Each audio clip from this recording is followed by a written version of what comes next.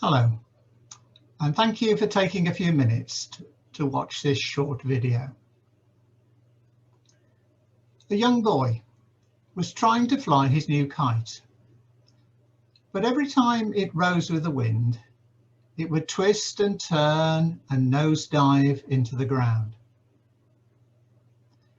Then a passerby suggested that the boy tie a clod of earth to the kite to act as a tail. The boy took the advice, and the first time he launched the kite, it soared skywards. The clod of earth, which we might think would hold the kite down, gave the kite the aerodynamics to fly.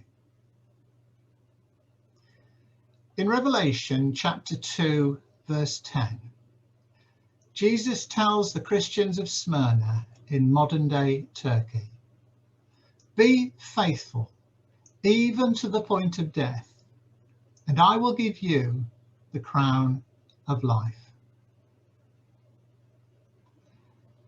As I record these words, the world has been combating the COVID pandemic for over a year. Sadly, many have been taken to the very point of death and are grieving the loss of someone deeply loved. Others have suffered badly from COVID themselves, or have had to watch helpless as loved ones suffer. Yet others have faced job insecurity and financial difficulties. For such people, and even for the larger groups of people who've merely faced disruption and frustration, it has not been easy. Indeed, it is not easy to stay faithful to Christ.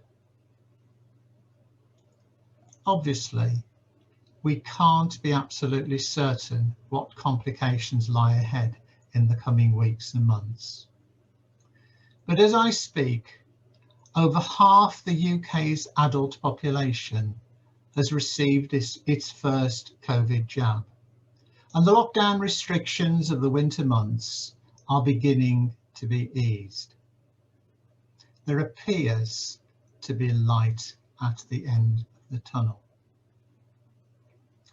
It's like a very pale and blurred picture of the much more certain promise of Christ in Revelation chapter 2, verse 10. There he's speaking to Christians who are going through awful experiences of their own. See verse 9 and the rest of verse 10. And yet he offers them the prospect beyond those awful experiences of a crown of life, the symbol of triumph. Think of the boy's kite. The Christians of Smyrna were being weighed down, just as the clod of earth weighed down the kite, and just as we are weighed down by the experience of COVID. And yet, just as the clod of earth made it possible for the kite to soar, so ultimately, despite or maybe because of the awful experiences of current life in Smyrna or of life with COVID,